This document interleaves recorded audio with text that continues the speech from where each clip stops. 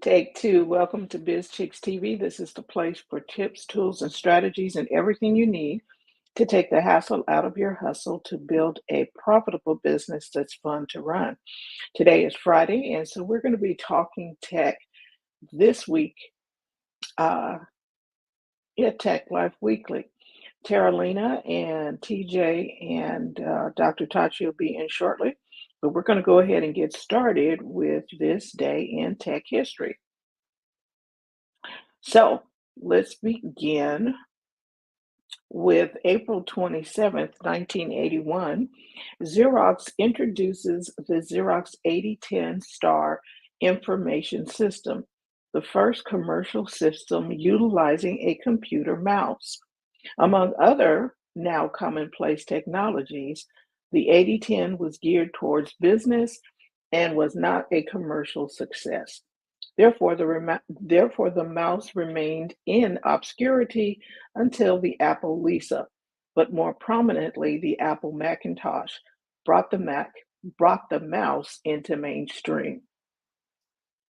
Our next story, April 27th, 1995, the Justice Department blocks Microsoft's purchase of Intuit.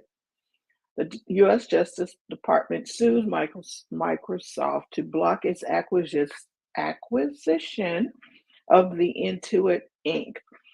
In October of 1994, Microsoft and Intuit had agreed to a $1.5 billion stock swap where Microsoft would acquire the maker of the popular Quicken personal finance software.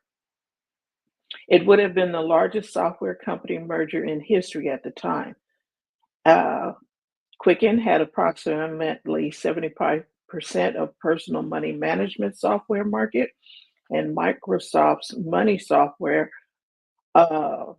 only had about 5 to 10%.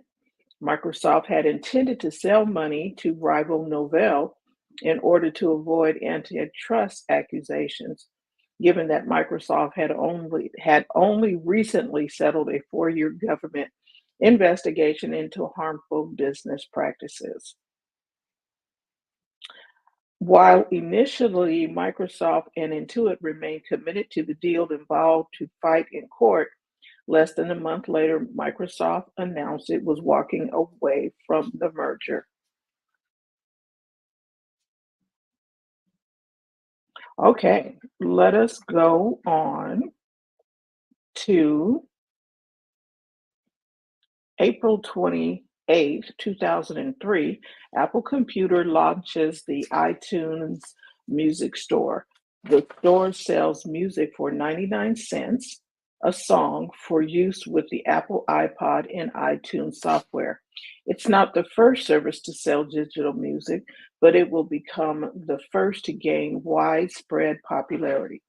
The service will be an instant success, selling over 1 million songs in its first week and going on to change the music industry forever. The iTunes Music Store is now the number one music retailer in the United States. And in 2008, it had surpassed Walmart in the selling of music. Let's see.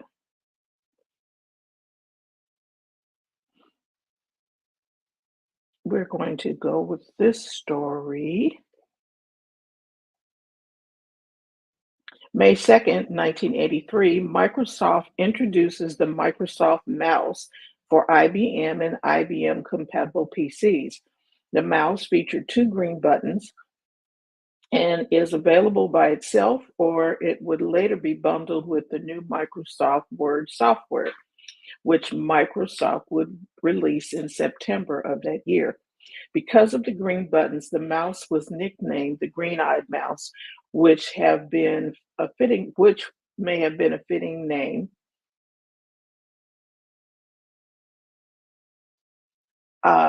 Given its similarity to the Shakespearean phrase green-eyed monster to describe jealousy. It was no secret that Bill Gates was very envious of what Apple was creating with the Lisa and later the Macintosh computers and their mouse-driven interfaces. Microsoft will manufacture nearly 100,000 units of their first mouse, but will only sell 5,000 before introducing a second, more popular version in 1985.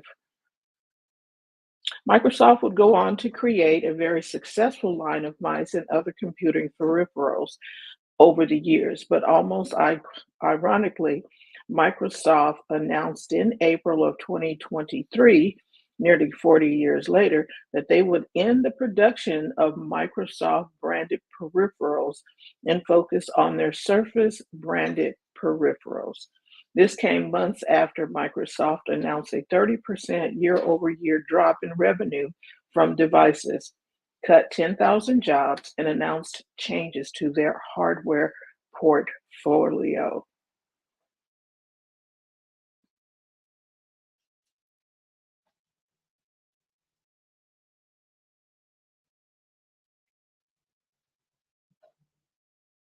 Next up, May 2nd, 1991, Microsoft registers the Microsoft.com domain name. It registers a Microsoft.com domain name for such a major technology company. Notably, this was over 6 years after the domain name system was created and the first domain name registered, and over 4 years after the competitor Apple registered Apple.com. It comes as no surprise that it took Microsoft another 4 years to recognize the growing importance of the internet tidal wave, which was about a year after the World Wide Web was already gaining mainstream popularity, and the most of the rest of the technology industry were already on board. All right, so that is what we have for you in tech history. I'm going to take a quick look to see what we got in tech making history, and then I'll share with you a story that Terrilena sent to us uh, shortly. So let's look at some tech making history, and please bear with me while I pull this up. Here we go.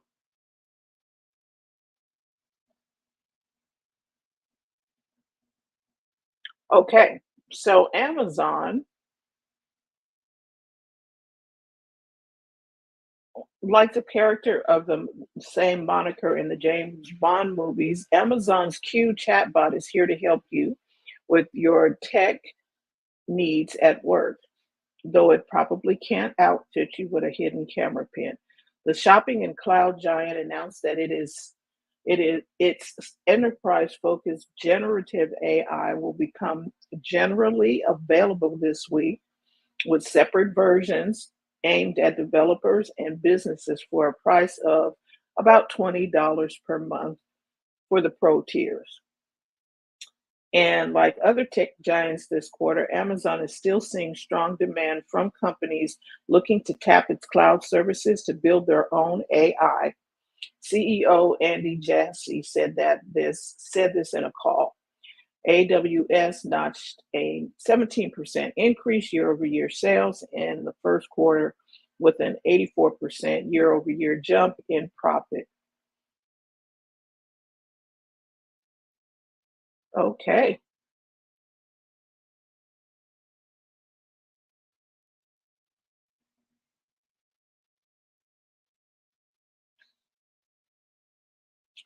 And here's another story. The NSA has rolled out a cybersecurity information sheet advising organizations on the best way to deploy secure and resilient AI systems.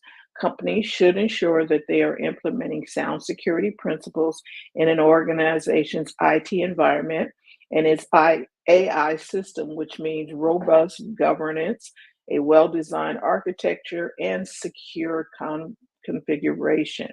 The guide recommends professionals encrypt sensitive data related to AI, such as AI model weights, outputs, and logs, while storing the encryption keys in a hardware security module for later on demand decryption.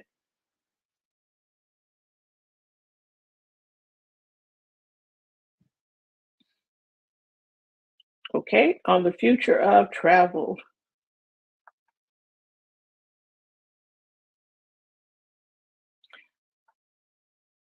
You would have thought that Elon Musk was handling Wall Street a bouquet instead of one of the worst quarters in years. After all, his electric car maker posted losses across the board for the first 3 months of the year, performing even worse than analysts expected. Investors already knew that Tesla was struggling, though. It was selling fewer vehicles as it cut prices. It was laying off more than 10% of staff. The surprise was that Tesla was speeding up its rollout of new models, among them more affordable EVs to early 2025 instead of later in that year. The potential for more affordable EVs to reverse Tesla's fortunes after a year of losing market share was more than a hope for Wall Street, where Tesla's stock price shot up as much as 18% over its pre earnings price.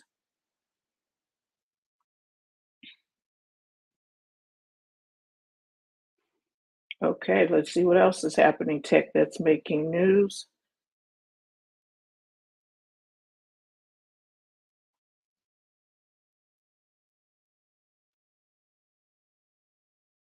There's something that Wired reported that a lawsuit argues Meta is required by law to let you control your own feed. And I do believe that's already happening. Some cool consumer tech. Let's see. LinkedIn,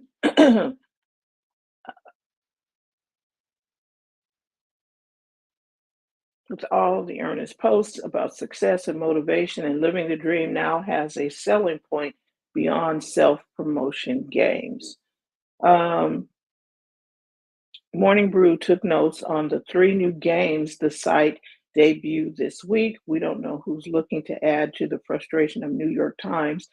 Um, Seems to be intent on delivering with connections and strengths. But if you really need more games in your day, you've got another reason to log on to LinkedIn. So there's you can play some games during LinkedIn. Let me see what's happening on this side. All right, so I'm going to jump over to the tech news that Terrilena shared today. And let's see, going to minimize that. And I am going to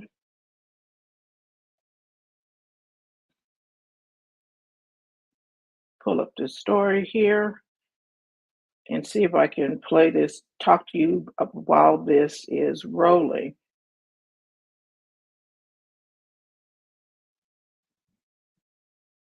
Okay, hopefully you can hear me while I am talking about this. Um, So, Florida Governor Ron DeSantis signed a bill Wednesday banning and criminalizing the manufacture and sale of lab grown meat in the state. Lab grown meat, also known as cultivated meat, has attracted considerable attention in recent years as startups have raised millions of dollars to improve technology meant to create a climate friendly alternative to traditional meat sources.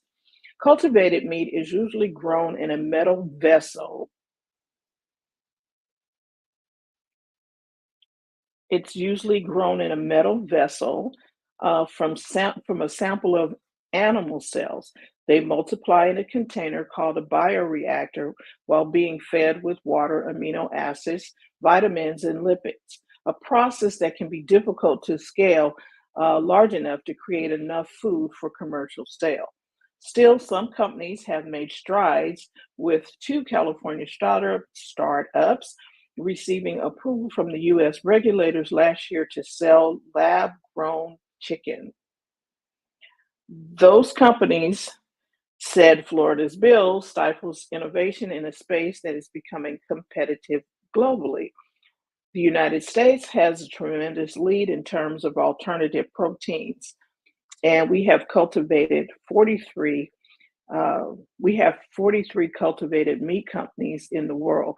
But they're saying that the political rhetoric and laws put that in jeopardy.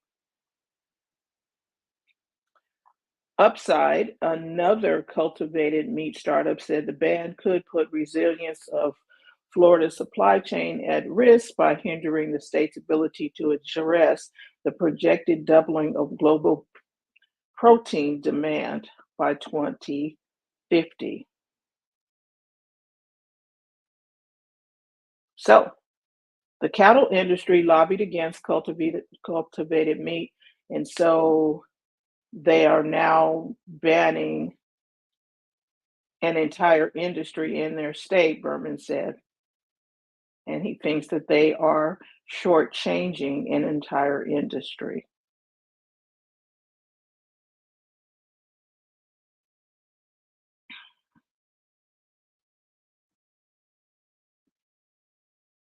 So the FDA has said that this type of product is safe, but it may not mean that it's healthy, according to Mr. Black. And he said that he did not want in Florida, we don't want our citizens used as guinea pigs.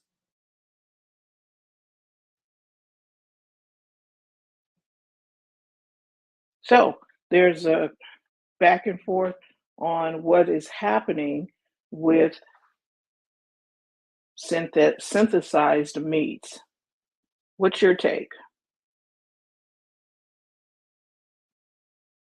Okay, let's see what else we've got coming up.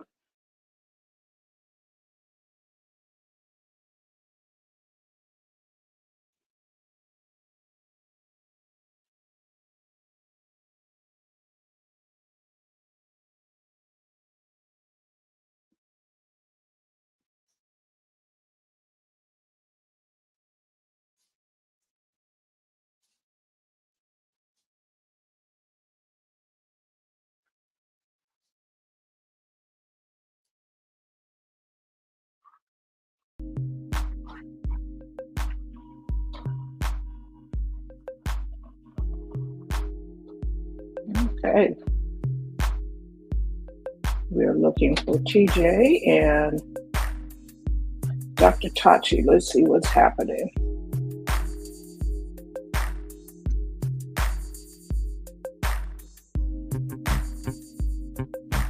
I will be right back.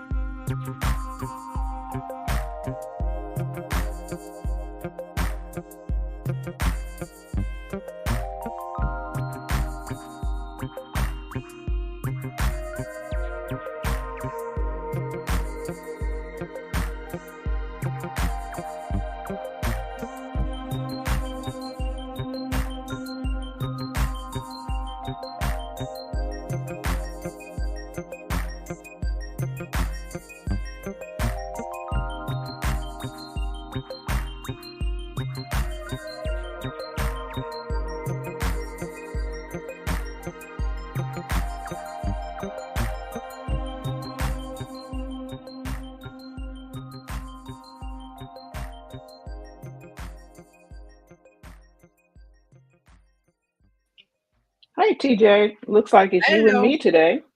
Okay, that's cool. All right.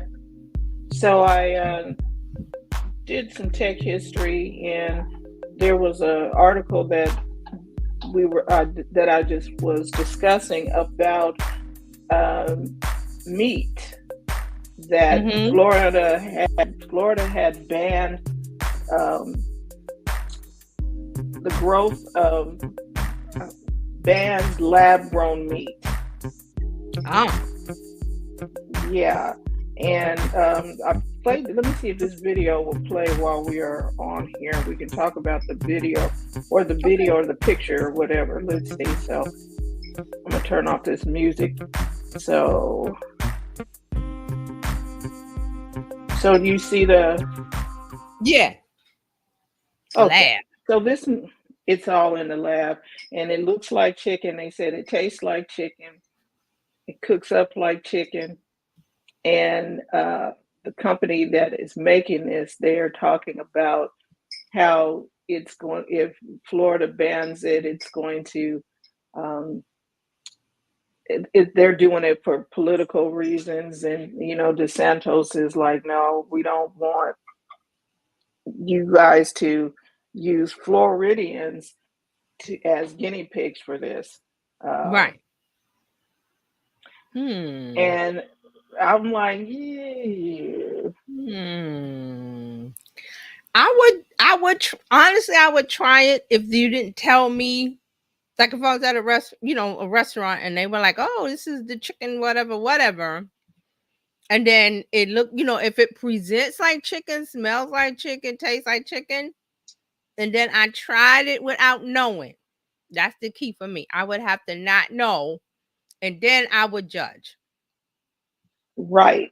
And so, yeah, you don't need to tell people up front if Right. you're Now gonna let I'm us just try saying, it. don't like if it, but I'm going to the restaurant and they're like, "Oh, this is experimental," and they don't tell me that it's lab grown meat. Like we got like you going in knowing, this is something new, but they don't tell me it's lab grown chicken, and then they cook it up and everything. And if it looks good and smells good and tastes good, then I might go, okay. Because there's an issue, and I've been reading about this, that there's an issue with the environment and having enough land to grow, to not grow, but to maintain animals.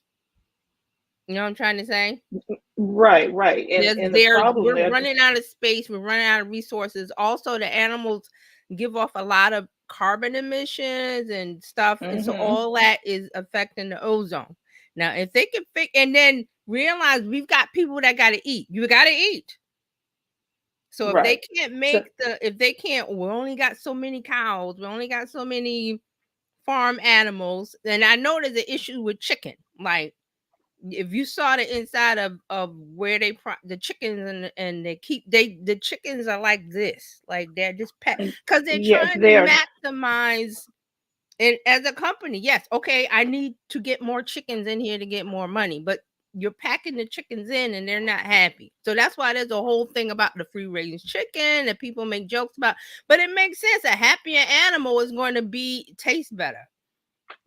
So Right. there is an And issue with the way that they are processing animals in the environment, and then the processing plant.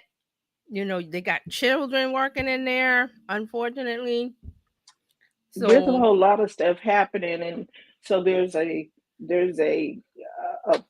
push and a reason for the lab grown meat, yeah, because we've got but the what is it, hydroponics for the plants that and a right, matter of right, fact, we have Jacob Javits Center, which is like our big convention center. I think they're growing plants on top of it with the hydroponics, like a green right, energy kind of thing. So right, I don't have a problem with eating lettuce from the hydroponic if it tastes like lettuce. It doesn't have to grow in like the earth. It just has to be grown, and they're working right. on those things because of the environment. So And so with this, they are saying that this meat, it tastes like chicken, it smells like chicken, it cooks like chicken, and I would it's have to taste. almost chicken. I would It's have to taste almost it. chicken. I'm just saying me personally because I went and got that Impossible Whopper, and I was like, "Oh, it tastes good," and but after I ate it, it was like, "Oh, this is not great." Like it didn't have a great aftertaste. Like you could tell. I was like, "Okay, that's not meat." Right, right. It went And down so, delicious, but right, but it has to go through the whole thing. yeah, because there's Um, a thing about meat. Like you eat meat, there's a satisfaction at the end of it with a steak or a chicken. It that wasn't there. It was like it wasn't nasty. It was just like, oh, that wasn't meat.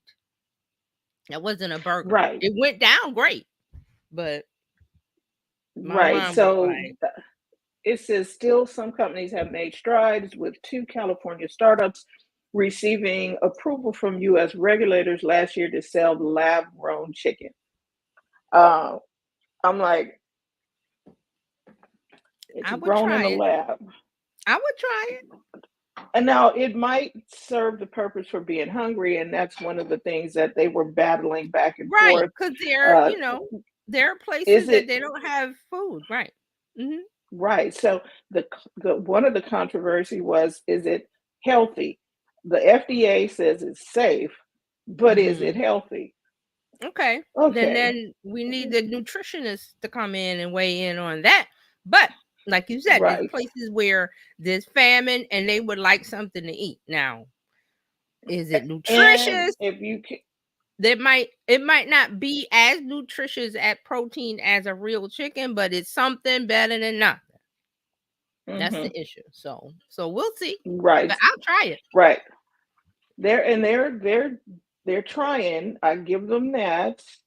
It's this technology in our food system. It's like, But it's okay. already And there. Technology's already there because of the GMOs r- and the growth right. hormones And and that's the thing. Okay, we don't want GMO foods. A lot of right. people don't. And We you don't. have to identify that if it's GMO, and I'm like, not eating it. Right. But see, Genetic they were doing it genetically before modified. we realized what I mean is they were doing it before we They realized put it. it And out. then yeah, and then people They were like, "Oh, we don't want that." Like they've been doing right, it. You just didn't know. So the same thing here, like something's going on. We just don't know. And then we get to the point where somebody finds out and goes, "Oh, you have to self-label, you have to this, you have to tell those the regulations come into play." So right. but And I was like, okay. So I that would that try is it. I wouldn't turn my nose. uh, It would have, like I said, it would have well, to taste, it would have to smell. And the impossible meat does that already. It's just when you and finish see, it, but it's mhm. the impossible meat is not made from meat cells. It's Right. plant based. Right. So So see, that's what I mean. Like that's I don't like that. But if this is meat cells, then it's going to have the finish of meat, which is because what I'm just saying for me, when there's a meal, it's like, okay, there's the look when it comes to the mhm, table, there's the smell, there's the taste, and then there's the last part of, oh, that was great, which is at the end. So you gotta have all those right. factors. So I would try it. If it's meat cells, I Yeah, would and it try it. says it's cultivated in a metal vessel from a sample of animal cell. They multiply in the container called a bioreactor while being fed with water, amino acids, Mm-hmm. vitamins, and lipids. It's almost like Frankenstein, almost, but Almost.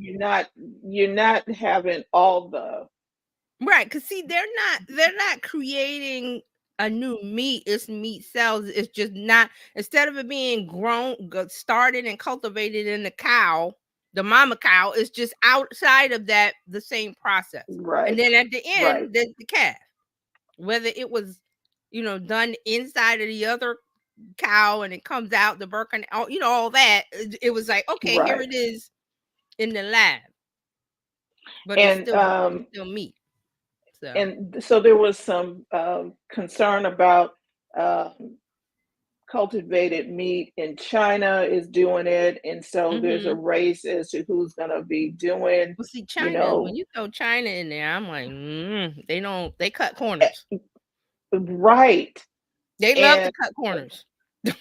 right. They're not It's concerned. Like with the lead paint, with all when we were buying stuff in China, and it was like lead paint, and China was like, "What's the big deal?" It's lead paint. She said, so the main competitor in the cultivated meat industry is China, which included the technology in its latest 5-year agricultural plan as a way to tackle greenhouse gas emissions and stave off food scarcity.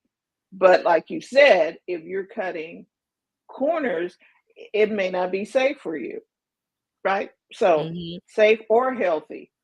Right.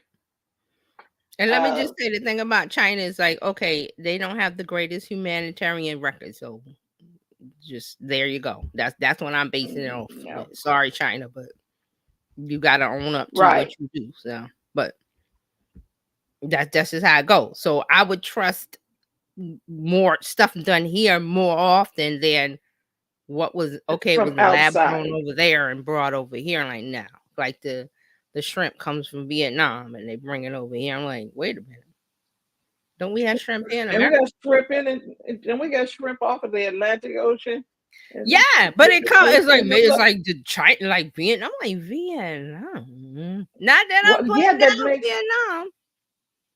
but it's traveling too far to get here. Yeah, don't we have the Gulf Shore, we have Pacific and land. We got a lot of water where shrimp is just like happily swimming, and you guys, I mean, I don't know. I'm just saying, but these are things that we have to discuss, and a lot of things that we have imported over. There was a big thing in the 80s about the import, export, blah blah blah, and everything was coming in. Now we're switching back to where America's going. Well, we need to make stuff here. Like Right. things need to Oh, be made okay, here. because like farm to fork is a major thing here in our area because we grow a Right, lot of food. right, And so in California, Central Valley especially, there is a lot of food that is grown here and it's shipped all over the world. right. However, when I go into the grocery store, I'm getting stuff from Venezuela. We got apples in our own backyard. Yeah, We my are getting salmon is apples from from New Canada. Zealand. Yeah, We're I'm getting not putting apples from Canada down. I'm just saying it says product of Canada, and I'm like, okay, well, we good with Canada, but why did it right. come from the Pacific coast? Is what I'm saying. It and then because we got apples. Okay, so we got apples all up and down our coast here. We got a place called Apple Hill right here in Sacramento area, and we grow apples. So why do we need apples from New Zealand? I, Money, I was like, money. so you Somebody shipping gets to us be paid. apples that are not quite ripe. So by the time they get here, that they're ripe Right. from They have New to ship Zealand. it not. Yeah, they have to ship the produce is not right. Because it can't overripen on that long trip. But that's all because they're going, hey, California, we'll give you this, that, and that if you take out New Zealand apples, not putting out any other country. I'm just saying we want stuff that's like closer to us because it's fresher, it lasts longer, it's better. You get a banana And and it's gone the next day, you can't eat it. Because I'm like, wait a minute, bananas used to last a long time, but now they don't. But that's right. just some of So the anyway, things that's going on. so this is tech in agriculture, and it's something we need to pay attention to. Um, it really is something we need to pay attention to. So Of I'm gonna course. let you have the floor. Okay, so let's get into the social media updates for this week. There's a very big one from Instagram. I'm going to save that for later because again, controversy, Mm. controversy. So I was reading through. I was reading through it. I'm gonna let you just serve that up. these I was like, people, oh. I'm telling you, these people on Instagram, they are just I can't even explain it. All right, so let's start with um so I'm gonna save Instagram. Snapchat has some stuff. Snapchat hasn't had anything for a while. So Snapchat has they have some updates. They've announced several new upcoming features, including they've added editable snaps. That was something that people were requesting. So now they have Snapchat has included that. So now, and here's another number, according to Snapchat. Users of Snapchat send more than 5 billion snaps per day. 5 billion snaps per day. Okay? That's a lot of snaps. So guess what? When people send it and they make a typo or this and that, you can't. It's gone. So this was the thing. And you Remember can't. with Twitter? Yeah. So remember with Twitter, like, oh, we want to add it. We want to add it because we made a typo. All you gotta do is delete and just resend. But I don't understand what the big deal was. So this is the thing with Snapchat. So now you can edit your snap. So up to 5 minutes after sending and before anyone replies. So if someone replies, you can't edit it. You have a limited window to edit your snaps. This is coming soon. There's no release date, but it will go to paid Snapchat Plus users first. Snapchat Plus is the subscription. I think it's $3.99 or $4.99 a month that all the kids love, where you can change the color of your Snapchat ghost and all those things that they like. That I'm like, I really don't care. So they're having editable snaps coming to Snapchat Plus subscriber. Also, they have new emoji reactions. Reactions will no longer be limited to Bitmojis. You can react with whatever emoji you like. So there's not a limit there. They also have my AI reminders. This is you DM the AI chatbot with a request.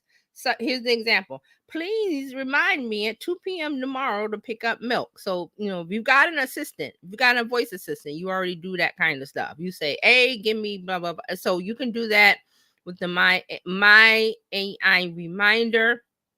You can have map reactions. So if you use the Snap Map location sharing, which is there's a section in Snapchat where it's a map, and you can see a map of your friends. You can turn that off because some people use it for stalking. So if you've had this turned on, you can now wave and send hearts directly to your nearby friends on the map. Bitmoji AI fashion. This is where you type in a text prompt to generate unique patterns for your Bitmoji clothes. Again, these are things that Gen Z and Gen Alpha like to do. They like this is because they play the games like Fortnite and all those other things where they dress up their avatars and they do things. It's customization, so they love that kind of thing. Me, I'm like, I really don't care I don't care what the Bitmoji is wearing. Um, and also AI lens. You choose a lens and you let AI transform you into a period piece. So there's one. They only have one style, which is the '90s. So you can, um, you take your picture. You have the camera and then you have the lens come on and it transforms you into a time period of like they start with the '90s. So like if you wanted to go to the '70s or the '60s, they're gonna put all that in there. Again, Gen Z likes this stuff. Gen Alpha likes this stuff. I don't care, but it's there. So those are the updates. Also, there was something called the IAB new fronts. And let me look this up because I wanted to have a definition of it because I have not I mean I know about upfronts and new fronts, but I want to get the definition. So they had the 2024 IAB new fronts. It showcased the latest digital video content and innovations, bringing together brand marketers and media buyers to explore the future of digital media. So it was from April 29th to May 2nd. Now, upfronts, new fronts, that terminology is in from the media advertising world. So for example, with TV shows, when a network wants to buy a TV show, everybody who's created a TV show, they come to this big convention and they present their show. This is the new show, and the stars are there and the actors are there, and it's like, we want to buy that. So it's kind of like that for social media and ad media and things like that. So now, Snapchat announced at this IAB New Fronts that they have new augmented reality and machine learning tools designed to help brands and advertisers reach users on Snapchat, with interactive experiences. So what this means is that Snapchat has always had the little thing where you try on. We talked about they try on the makeup, you try on the shoes, and then you buy the shoes. You try on the makeup, you buy the makeup. You try on the Halloween costume. That was a big one. They did something with Super Bowl, and then you could buy. There's a link to buy. So they are going in more with this ML and automation to make it fast and easier for brands to create AR try-on assets. So here's a couple of things. They work with Amazon. I mentioned that. I didn't know they work with Tiffany. So they work with Tiffany and Company to let users virtually try on different products in the app. So they have improved that process to make it easier. So what that means is you'll see more companies, if they want to, that they will have things that you could try on through the app. And this is one of the, I think I mentioned this before, this is like a progression towards that. And the pandemic really emphasized, like, before the pandemic, we would have been like, why do we need to try? I'll just go to the store. Why do we need Amazon Fresh? Why do I need Fresh Direct? Because I'll just go to the store. And you see now, we didn't do that. So people got used to that process. Because now I don't have to go to the thing can come to me. So we're going to get more and more and more into that. Okay, so that's what they're doing with that. And one more thing for Snapchat, they're launching a sports channel within Snapchat called the Snap Sports Network. The channel will cover unconventional sports like dog surfing, extreme ironing, water bottle flipping, and more. It will include user-generated content along with scripted content hosted by Snap stars. In addition, they're expanding their partnership with Live Nation with the launch of a new Snap Nation public profile that will feature exclusive behind-the-scenes content from concerts, and Snapchat will curate stories from Live Nation concerts and festivals featuring public posts from users. Now, what do you think about these last two things? The Snap Sports Network and the partnership with Live Nation. So the Snap Sports Network is going to show unconventional sports. It's not going to show the NFL, the NBA, any of that. Unconventional sports. Gen Z, Gen Alpha, they don't. Yeah, and it's this stuff that you would see on YouTube where they're flipping water bottles and they're Yes, doing and the stuff you see on TikTok. TikTok. Yeah. So TikTok has And it's really very changed the media. right. And it's very unconventional. And Yeah. so people are So people of a stuff that certain they are age are going interested. like, "What the heck? Why do I want to watch?" Because that's what they do. That's what Right. they do. They don't NBL and all the major sports leagues outside of the NBA has a youth problem. Like, there's no young kids going to the Major League Baseball games unless they're going with the parents. They're not into that. Football, NFL knows that that they have older fans. But they don't want older fans because guess what? Older fans are gone and then there's no new fan to replace it, which means the brand kind of dies on the vine. So, Right. And I mhm. think part of that it was I was watching something and they were trying to introduce the flag football league Yes. Mhm. To get the excitement. because Mhm. because people were concerned about concussions and all of the dangers in regular football. And so Right. they're trying to introduce that in, and they had some really young kids, like helping the kids to enjoy football, but they were all flag. It was Right. not And remember, schools traditional. PE isn't a thing. I remember when I was a kid, PE was a thing. Like, I didn't want to do it, but it was a thing. You had to do it. Now, Right. PE, arts, stuff like that, Those are programs when they're indoctrinated young, that they get into football, that they get into this basketball. If they don't have an older adult that's into it at home, they're not going to pay attention. They're looking at TikTok. And what's on TikTok? Unconventional sports like water bottle flipping, dog surfing, extreme ironing. Like, I'm not sure what extreme ironing is because I I don't don't know own an either, ironing board. but I'm pretty sure if I went to TikTok right now and went and looked, which I will do because I'm curious, that it is something over there. Yeah, that just seems a little weird. I just was, let me do it real quick because okay, so when you go Extreme in, that's an ironing. ad. Oh, you get an ad when you first walk in? No, when I go to when you go to TikTok now, it's like an ad, like boom, it just pops. I'm like, I don't want to see that. But that's what they do. Yeah, I know. Extreme ironing. And this is It's iron. called competitive ironing. There's a sports called extreme Like ironing clothes? Yes, this and iron. I just lost it. I went back. It's called competitive ironing. When you search in there, let's see if I can get it. Dangerous locations possible and just ironing there. The obvious question is why?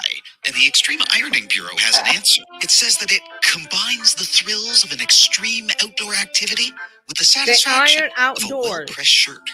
Extreme ironing has been successfully pulled off all over the world, including at Mount Everest Base Camp, on Mount Rushmore, and underwater at a depth of 42 meters. It has also inspired other extreme activities, including extreme cello. There's a sport called extreme ironing. It involves competitors taking ironing boards to the most remote. That's on TikTok. Called okay, so you're ironing outdoors, different... like on Mount, like the example in the video is base camp in Mount Everest. So base camp in Mount Everest is very high. Like it's like you think, right, and so no, they're up there ironing. So with an ironing board. Mm-hmm. Okay. Again, you have to realize this is the mindset. This is the mindset. It can't be regular ironing. That's boring. It has to be, think, what's the thing where they jump off the mountain and they have the GoPro in their heads? Base jumping. Base jumping. Because you're thinking, like, why would you want to do that? It's a certain mindset of the younger generation. They don't want to do the boring stuff. Also, remember, pandemic has changed a lot of things. So people have been stuck inside. They want to go out and do extreme things. Even though I'm going like, that's kind of risky. They want to do risky. They want to feel alive. I think that's what it is. They want to feel like just my thought. So, but that's what's going on with Snapchat. So Snapchat is at the front of what's going on here. Remember, there's talk about TikTok. The ban was signed, but I mean, not the ban. I keep saying ban because see, the media put that word in my head. Divestiture. That they want it sold to American companies. So we're in the process of that. 12 months. People are freaking out about TikTok going. Where do I go? There's lots of places to go. It's not like TikTok is the only store in town.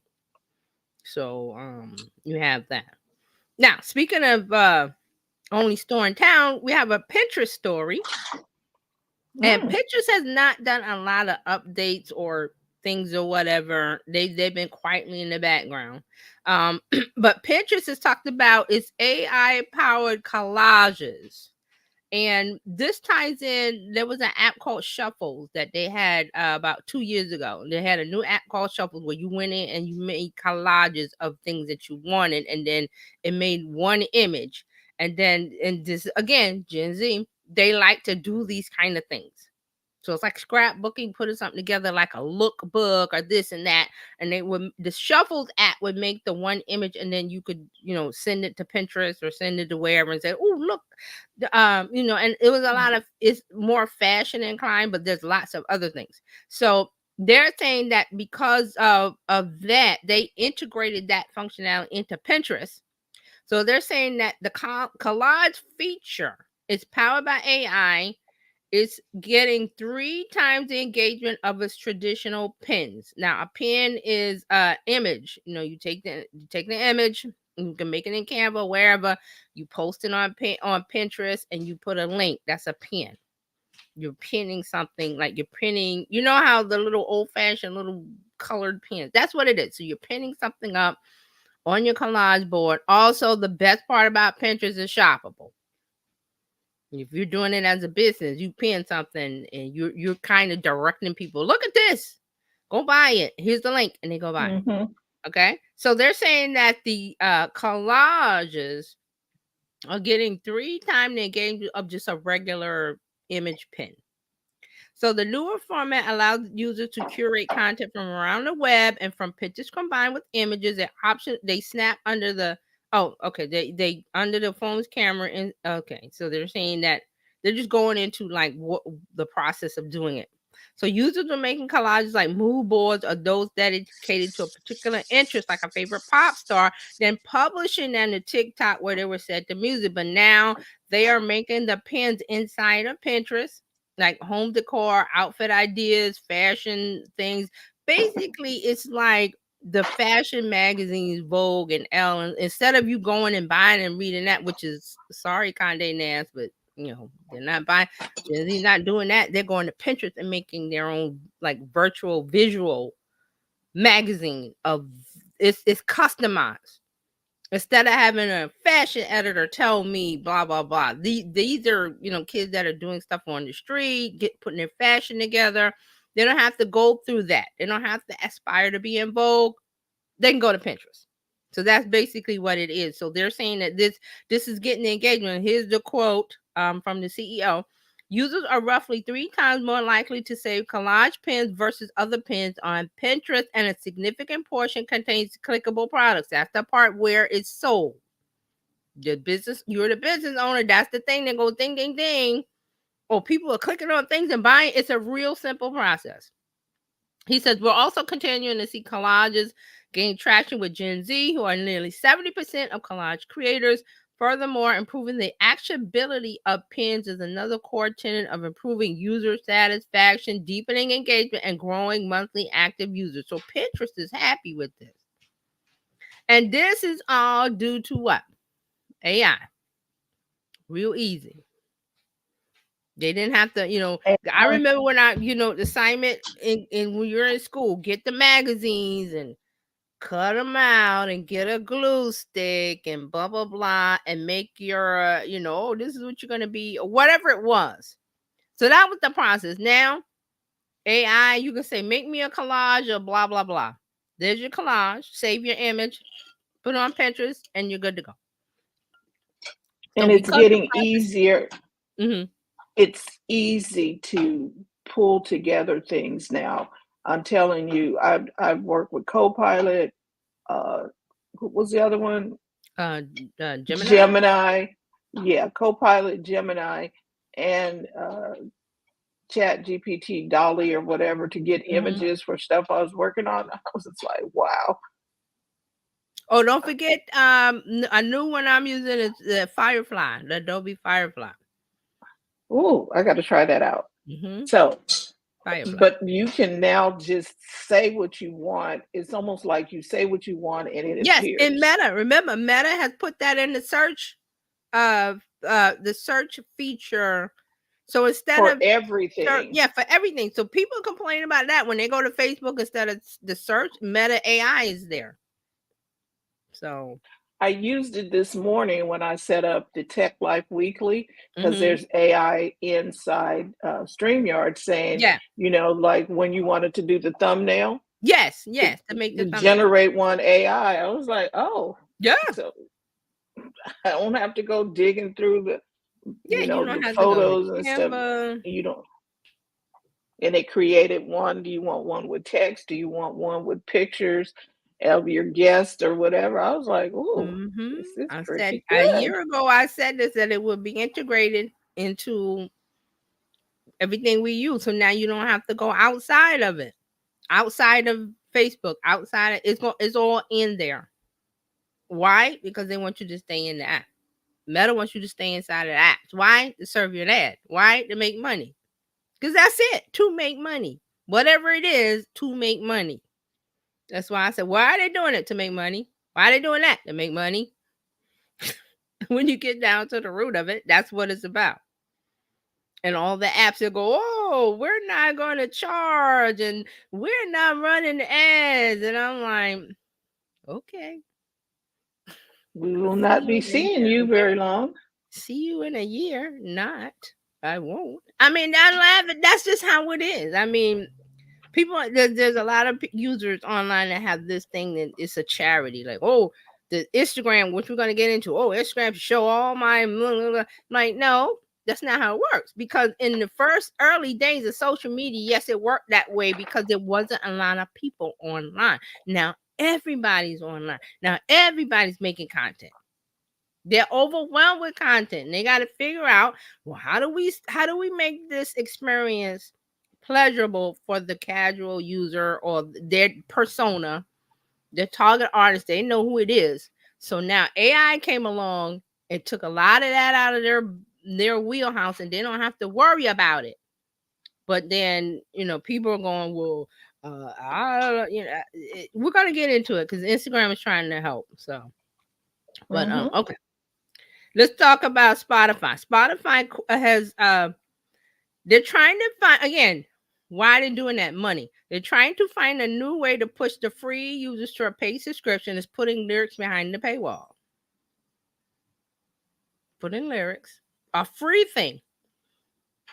They're putting it behind you want the lyrics. When you use Spotify, you could flip up and go, oh, here are the lyrics. It's not there anymore if you're using the free version. I'm sorry, I saw something pop up on my, and I don't have a lot So of things that pop up. Go ahead. so now like on Apple Music, you can see the lyrics on the side. Spotify, you could see the lyrics, but now Spotify is saying, "Oh no, Give me a if minute. I'll be you right back. if you want them on the new stuff, if you Spotify is now saying that if on the free account you're not going to be able to see the lyrics. You'll see lyrics if you have the paid version of Spotify, which, just like TJ just was talking about, it's going to earn income for them because more people will move over to the paid version of Spotify if they don't know the words to a song. Right. And it's going to keep them earning income. Right. So if they don't, and you have to think about it, if these apps don't have paid subscribers or running ads, they can't stay in business. They're not a charity. They have employees to pay. They have developers and coders and CEOs and this. They have vendors that they have to pay. So this is Quick where we are. question. Mhm. So Spotify, what happened to Pandora? Are they still a thing? Are they what? Repeat that. I didn't hear it. Are they still a thing? Because Pandora is. I think I read something that Pandora is the top music streaming over Spotify. I think I gotta double wow. check. And I know they had paid for that. Uh, And I they was had a like, paid. Pandora is a That's thing? what I said because I used to listen to Pandora for um, for different things. You know what I mean? But I got tired of the ads, and I figure, okay, well, I got Apple Music. I'll just use my Apple Music account to create playlists and stations and stuff because I'm already paying for that, and I didn't want to pay for Pandora anymore. So I thought, I don't well, remember where I saw it. It said Pandora was like on the top. I'm not sure where I saw it, but I was like, Pandora? Really? I can't find it, but that's what I've heard. So this is what's going on with Spotify. So they are, they're putting the lyrics behind the paywall. They're doing it quietly, is what they're saying. They're saying that this was somebody spotted this last fall, and Spotify said that it was just a test. But now here we are in May, and it's not a test. So we'll see if blocking lyrics will push more people to subscribe. Because you can get lyrics free on Google. Go to Google and you can get but it was just convenient, and you're inside of the app. Again, being inside of the app, the convenience of being there. So now Spotify is like, okay, let's get some of those people from the free to the paid. Maybe this is a way to do it. We shall see. Now here's a new one that we don't really talk about. Oh, sorry, go ahead. No, I'm listening. Oh, okay. Yelp. We have not talked about Yelp. Yelp is launching a new AI assistant to help you connect with businesses. See, that AI is everywhere you want to be. All right, so it's a new AI-powered chatbot for consumers that help them connect with relevant businesses for their tasks. It's on the iOS app under the project tab. So it's iOS for now, with plans to expand to Android later this year.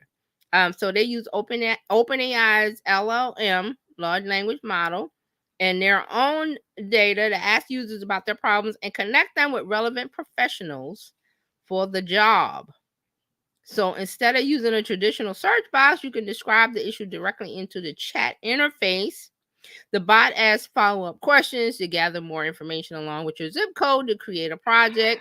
You will be able to see messages from professionals for their projects once the bot sends them information. Sounds like they combine Angie's List with AI, and you got a problem, and I need XYZ. Well, here's the plumbers, and they respond to you, or whoever, the professional. So they're go ahead. scrolling through. So they're scrolling through answers that plumbers have given. If we're using the plumber analogy, the plumber has said something about a particular thing, and so the AI is going remember to pull that Yelp that. has the business. You're listed as the business, and you list your services. So AI would just, if you type in a term, a keyword, AI is going to connect it with, okay, here, with your zip code, because I think it said with your, so it's going to use your zip code. So you're not, and then people in your zip code who have talked about this particular thing that you are looking for, they're going to go pull all the people who may have talked about. Bring that. It's like Google. If you ever use Near Me in Google, which I do a lot, pizza near me, plumber near me, whatever, dry clean, it will appeal. You're asking it a specific semantic question of, I need it near me. So if that business has their Google business thing set up properly, it's like being sucked in. Right. Google sucks them in. So Yelp is doing the same thing. So instead of you going and typing, because right now I know with Yelp you can put your location and then say, pizza or Italian food, whatever it is.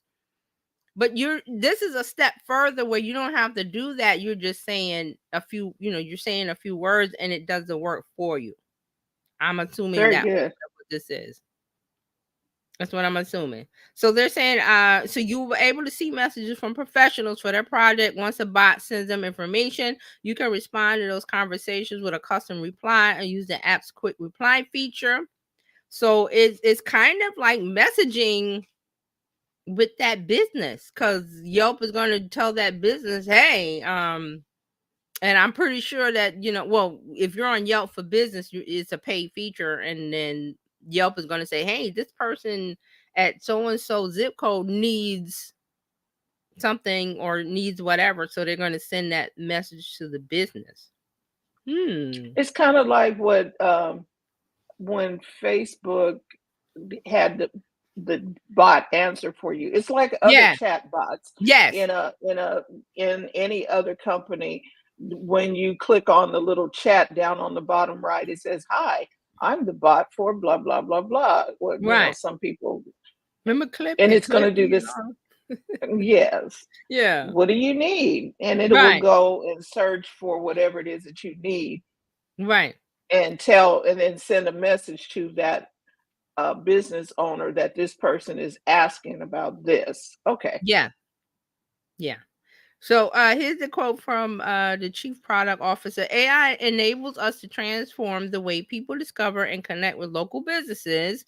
Yelp Assistant is a game changer for hiring service providers, alleviating friction for consumers and finding the right pro for their needs while providing pros with the information they need to evaluate and win jobs. Now, here's one thing I was thinking it was for the restaurant discovery part. It's not. They're saying this is just service providers. So the company is not immediately thinking about leveraging AI chatbot experience for restaurant discovery. So they're not doing it for the restaurant side. It's more like I said, Angie's List. Like you need a carpenter, you need a plumber, you need a this, you need a that. So that's what Yelp is doing. I mean, I was like, wow, we have not talked about Yelp at all. So here we go. So there's the march of the AI in everything. Everything. Just get ready for it. All right, let's talk about WhatsApp. WhatsApp now lets users plan and schedule events in communities.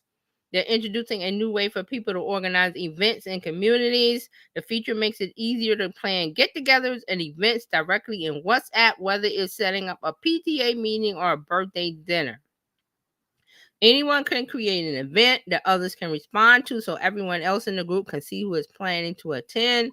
Users can find the event in the group's information page, and those who are going to the event will get a notification when the event date nears.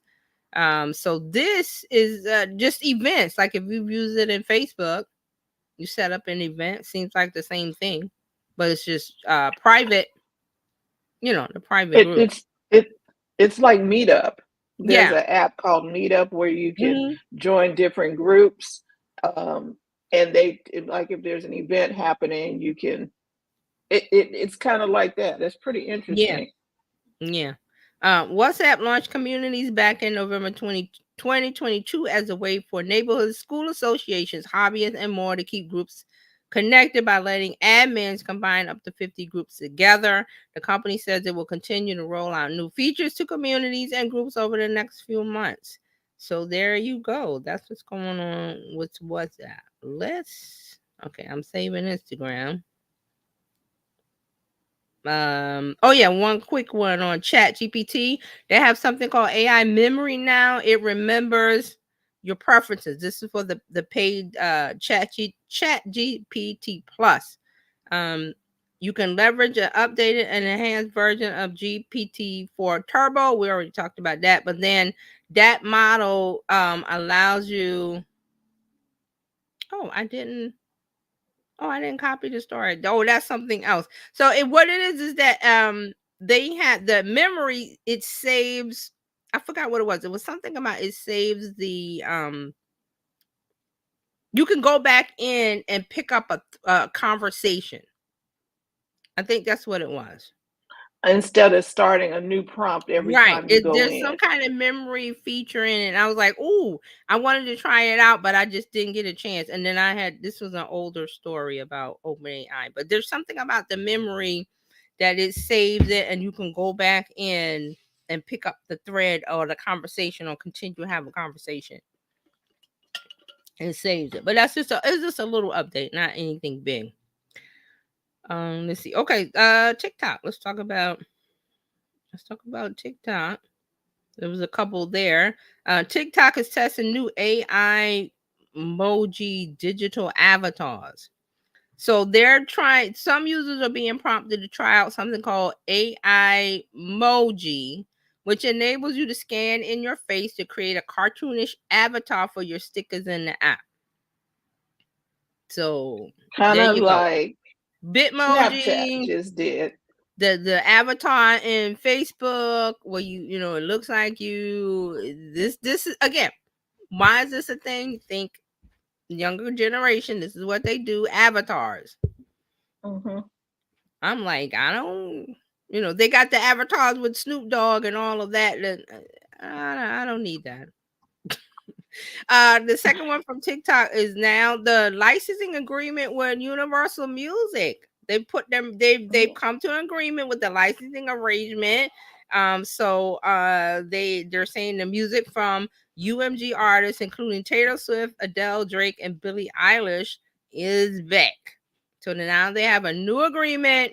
So now Taylor Swift fans can go back to making their videos with the original music, because they were making cover versions for their Swifties community to use. So now they can use the real deal. All right, let's get into Meta world. So Meta, one thing they're doing before we talk about Instagram, they're into the new AI disclosure requirements. They're going into the AI generated content with the AI generated label, that everything created with AI and Meta has to be labeled. Because before they were leaving it up to people to do, but of course they weren't doing it, and because it gets into fake and fooling people with these images. So we can't have that. So now everything that's AI generated that you upload or using a tool, what is going to have a little sticker on it. And they're saying this is in addition to Meta's own AI detection tools, which will append its own made with AI labels to content when Meta detects AI image indicators. So again, when you're creating AI imagery, there's metadata in there. And that's how they know it's not a photo. And this is the deal: when you take a photo with your phone or a camera, there's EXIF data. There's some kind of data that goes along with the image. So Yep. AI has the same kind of stuff in the background floating around, so they know how to pull that. Again, when we talked about this before, there was something about screenshots. We're not there yet. The blockchain is going to have to take care of that. So people can still screenshot something and cut and paste and all that stuff, which some people will do. They figure that most people are not going to do that. They right. figure that the majority of people are just going to go in there and use it like they're supposed to. But a scammer is going to figure out how to scam. Right. They will scam. A scammer will, if it takes 50 steps, they still going to do, because they want to scam. Again, at the end of it is they get to scam you out of your money. So they're going to take 50 steps. They're going to do a screenshot. They're going to do this. Most the average user of the apps are like, I ain't got time for that. I ain't got time for all that. Time for all that. All right. So that's what Meta is doing about the AI disclosure, AI detection tools. Again, I said the blockchain, whenever we get it together and things, it will take care of all of that. And they won't have to worry about screenshots. Also, oh no, that's old. Let's see. Okay, I did TikTok. Did I not put the? Oh wow, I didn't put the. Oh yeah, here it is. Oh, I didn't put the story there. All right, so here's the last one for today. Instagram updates feed algorithm to prioritize original and emerging creators. So Instagram has made some changes because in the last month or so, there's been a lot of discord and people been upset. And it got to the point where Instagram for Business, the account, made a post saying, stop your whining, stop your crying. This is how you get engagement. It was something that they posted on Instagram, and it got so much outrage that Instagram had to edit that post. I wish I'd screenshot. Maybe somebody did. It was actually like, what you whining and crying for? We tired of you whining and crying. This is how you stand on an Instagram. So they got really upset. They get so upset that the I see it on Threads. Believe it or not, the upset people are on Threads. They've been there for the last month. Whenever the CEO Adam Mosseri makes a post on Threads, they come for him. like or an Instagram post, and they at him, and then but he comes in and he has a conversation with them. He doesn't back away, which I love. But they have just rah, at him. So he decided, like, okay, we really need to do something about the algorithm as far as smaller creators. Okay. So they're saying that creators with large followings and accounts that share reposted content has gotten the most reach on the platform.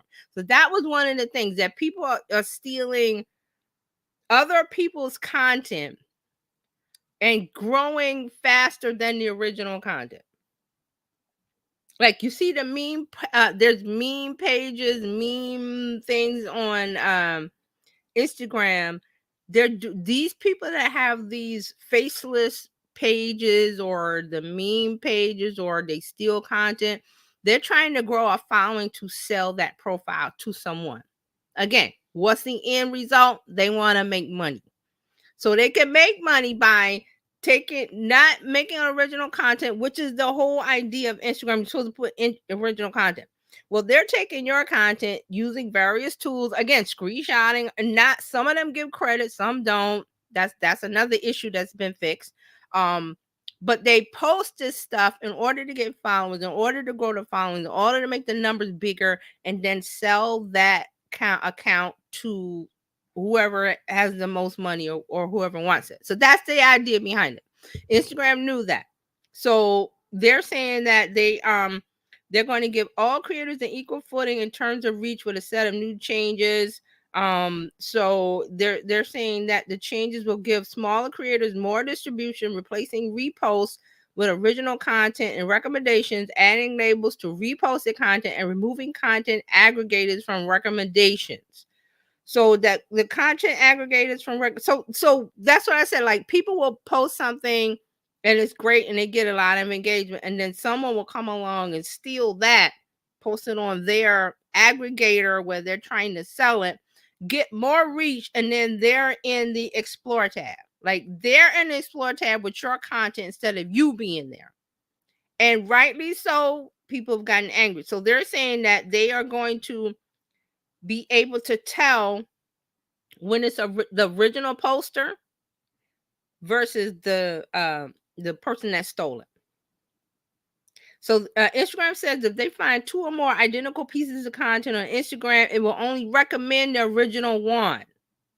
So this means that the original content will directly replace the reposted content in the app's recommendations. So they're saying that they won't replace content if it has been edited to become a meme or parody. So there's some thin lines here that people are like, well, what about this and that? So also the content will only be replaced in places where Instagram recommends posts, such as the Explore page, Reels, and in-feed recommendations. They're also going to start adding labels to reposted content that will link users to the original creator. The label will be visible to followers of the account reposting it. The company says that the original creator of the account reposting the content has the option to remove the label for now. They may change that if there's a lot of outrage. They may change that. So it's saying that it's possible that Instagram might not let creators remove the label in the future. Again, they're testing it to see how this is going to go. Another change, they're going after the meme accounts, which I just talked about, that they're reposting other creators' content. They say in the coming months, accounts that repeatedly post content from other users that they didn't create or enhance will not be shown in recommendations. It will still be allowed. It won't be shown in recommendations to where it gets above the original poster. That's what they're trying to do here. And there was something else that so they're also introducing algorithmic ranking change that will give smaller creators more distribution, replacing reposts with original content and recommendations, adding labels. Okay, so they're tweaking the algorithm. And matter of fact, did I see in threads today somebody is still not happy? They're still not happy. Let me see. Where's my save stuff? Where do you go for save stuff in threads?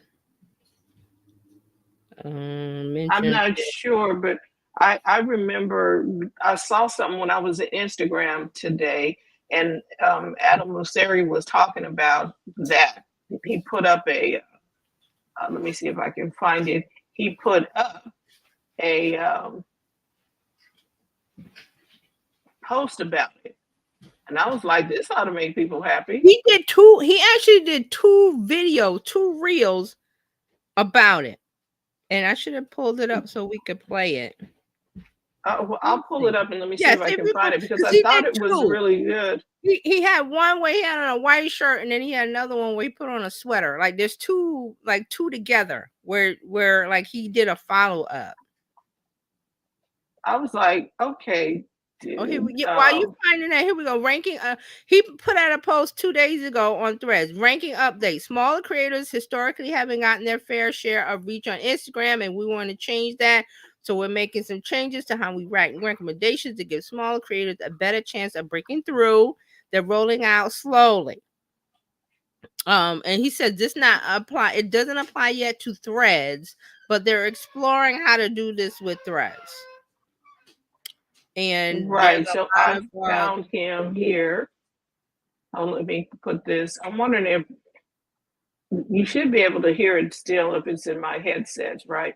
So if not, I'll try to pull it up while you do that.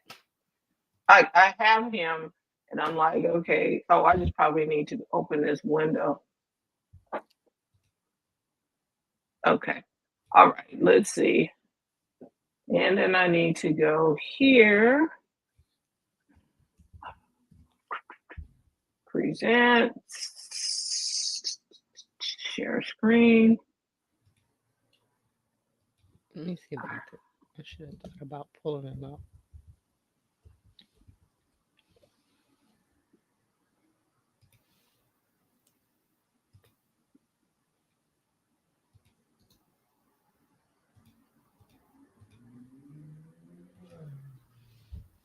Okay. So let's see if that's the tab I want.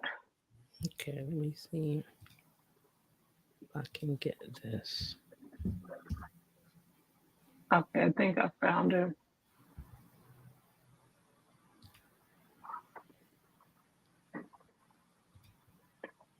Okay, I have it if you don't have it. Go for it if you want it, because let me. Okay, I gotta. It just starts playing, and you gotta pause. There's no pause. No, and I couldn't. Yeah, I was like, where? Yeah, I got the one from the newest one, but yeah, there's two of them. Okay, we can show the newest one. No, go ahead. No, with this. Okay, all right, let me refresh. I think I have to refresh and then. Oh, come on. There he is. Refresh. Like you should be able to scrub backwards when you want to try it. I need to see that from the beginning. I'm trying to get it bigger. How come it's not bigger anymore? All right, let me try it again.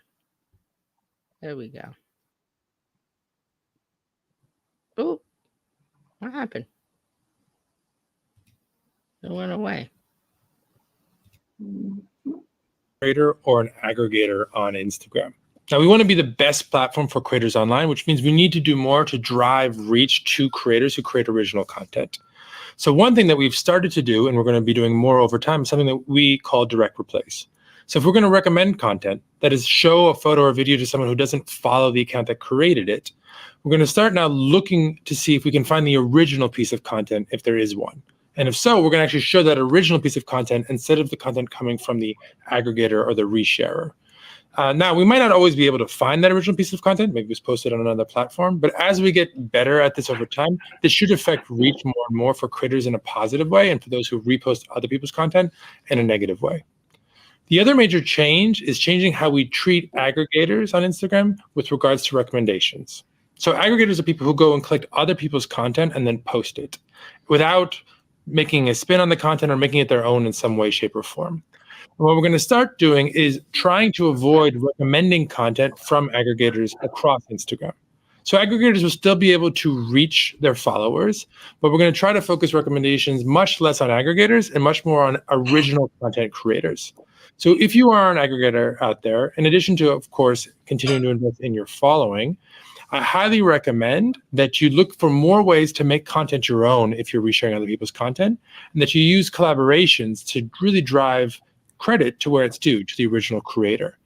This change won't go into effect immediately. It's going to start happening at the beginning of the summer, but I wanted to give all of you an ample heads up, given it is a significant change. It should meaningfully affect reach for both creators and aggregators. Now, let me know down below in the comments what you think. I assume this might be a bit of a spicy topic, but we do think it's an important step in improving Instagram as a platform for creators online. See y'all soon. Okay. Historically, if I'm honest, I don't think Instagram has been cleaned up by small creators out there. Now, we've got tens of millions of small creators, which is amazing. But in general, I think too much reach goes to the largest creators and not enough goes to the little guys. So one change that we're making to how ranking works is trying to do more to amplify small creators, specifically through recommendations. Now, recommendations are photos and videos you see from accounts you do not follow. This is separate from connected content from accounts you already do follow.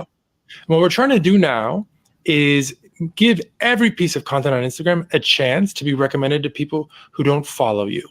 So historically, if you were a comedian, let's say, and you posted a new bit as a reel, we would first show it to some of your followers, we would see how well it did, and then we may or may not show it to some people who do not follow your account yet. What we've changed and what we're trying to do more and more is to give every reel a chance by showing it to non-followers right away, maybe people who are interested in stand up more broadly. And then if it does well, we try to expand. Maybe.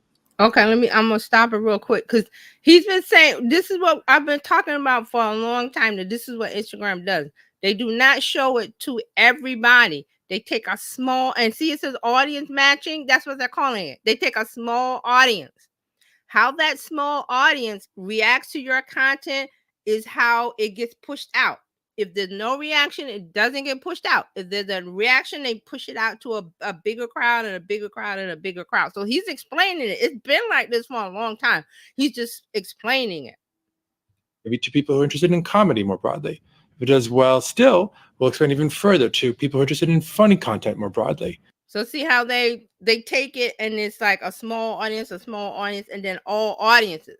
People are mad because they think, oh, it has to go to everybody. And it hasn't been like that in a long time. This way, we can try and help small creators reach a broad audience that might be much larger than the number of people who actually follow their account.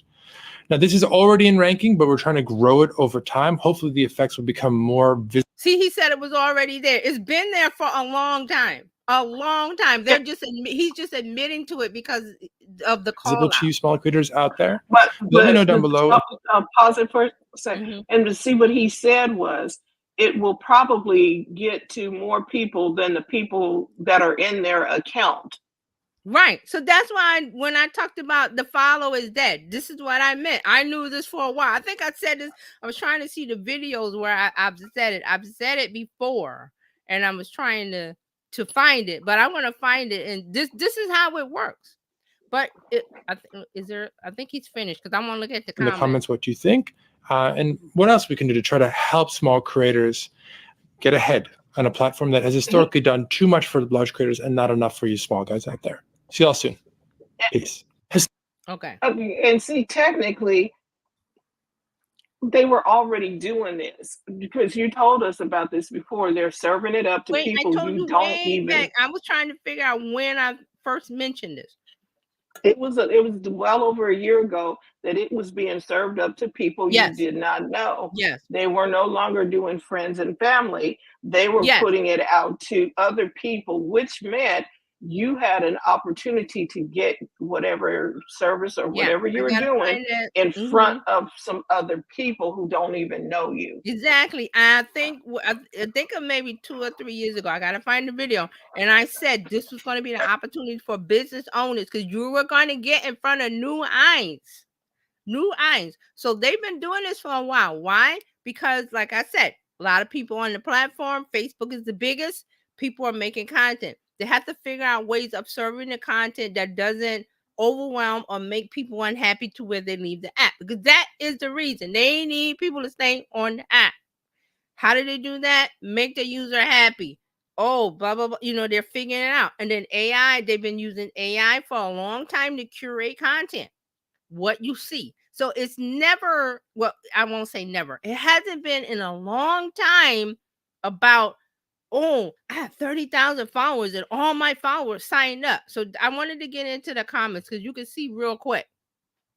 Somebody at the bottom, the cake girl here, how about just showing our content to our followers? That's why they follow.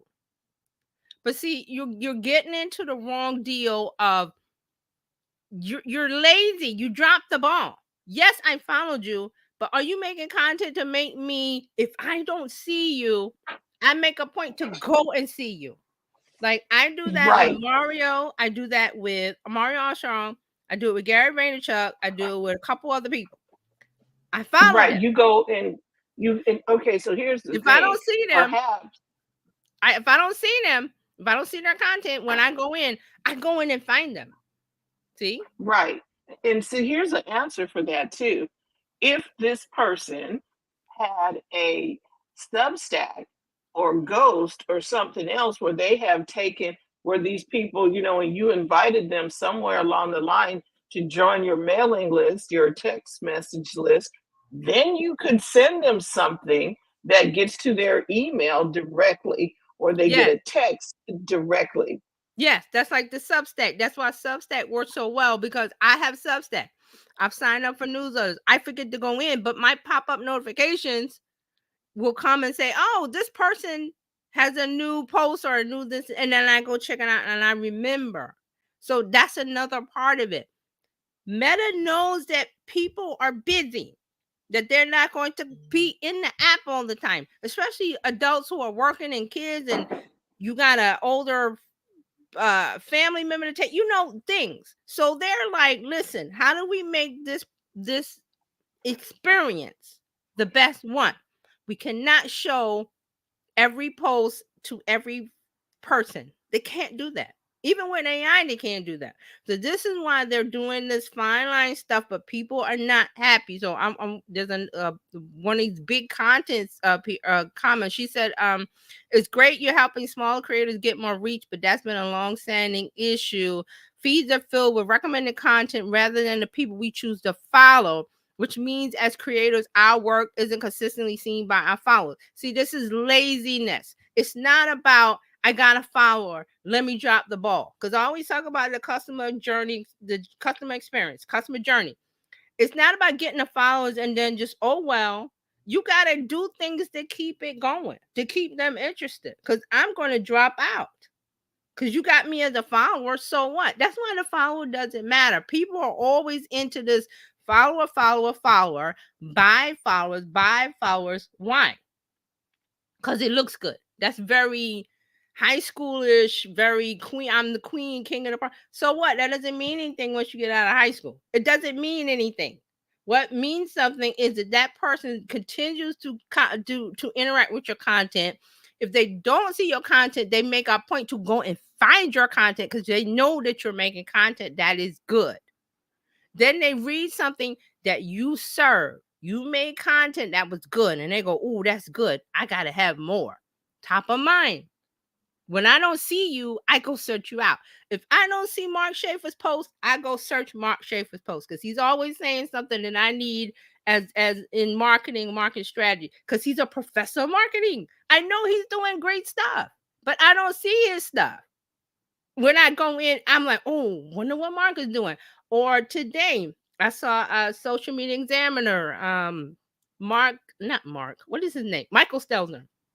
He had a good post today about a podcast guest, and he didn't do something he didn't do. I'm like, those are people when they make content, they're reminding me of why I'm following them, and that's what's not going on here. They're complaining because, well, they follow me. That's the first step, not the last one. You're dropping the ball by not doing the work. So they're expecting Meta to do the work for them. Meta will do the work for you. It's called an ad. I don't know else how to tell these people, but they get on here and it's been constantly the last month over and over. It's been getting louder and louder. They're angry and angry. They're angry, but I don't know what they're doing what they're doing. The CEO is coming on and talking to you when he doesn't have to talk to us. He could just go, oh, well, he comes in the comments and responds. He makes video trying to make y'all happy, but he doesn't have to. So I'm like, what do you people want? They're tired. How about showing the content to people who actually follow you? That's old. That's 2007 social media. So I don't understand what's going on. This is what's happening with Instagram. And this is where we are. This is where we are. Okay, so did I lose Fran? I think I lost Fran. Okay, so that is social media marketing, social media update for this week. I don't know if Fran is coming back or not. And let me take this off the screen. Let me see. Okay, I don't see the chat. All right, so let's end this here with Instagram and what they're doing. So this is what's going on.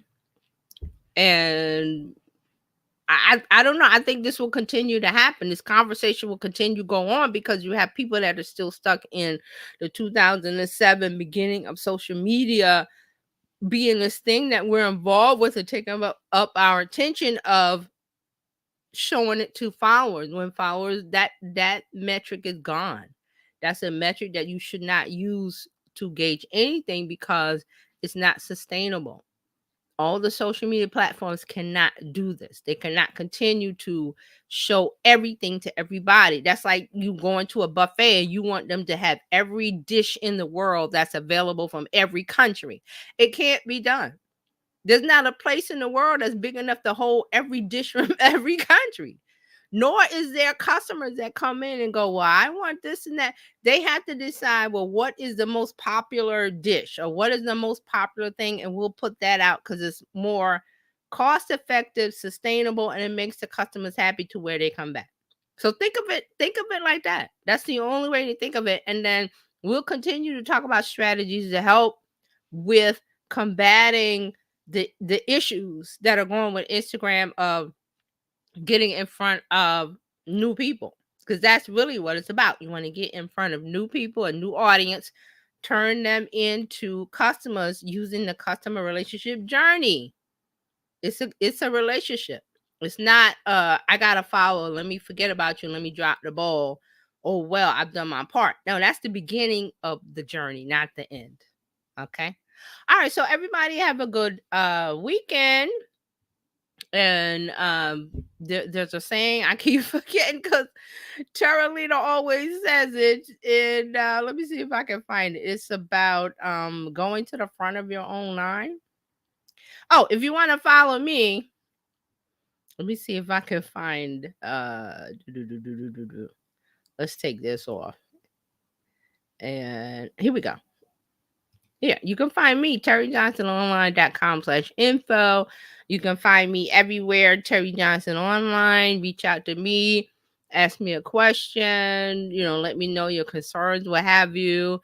I'm there to answer questions. I love answering questions, actually. So try to stump me with your marketing question or your social media question, and let's talk about it. So, and if you want to follow the Biz Chicks, let me see if I can find the text for that. Let me see. Where is it? For the Biz Chicks text number. Oh, here we go. There we go. To join the Biz Chicks, text Biz to 33777. Join the community. There's lots of good things happening. Again, if you're here watching, you're going to know that good things are happening, and we've got you covered.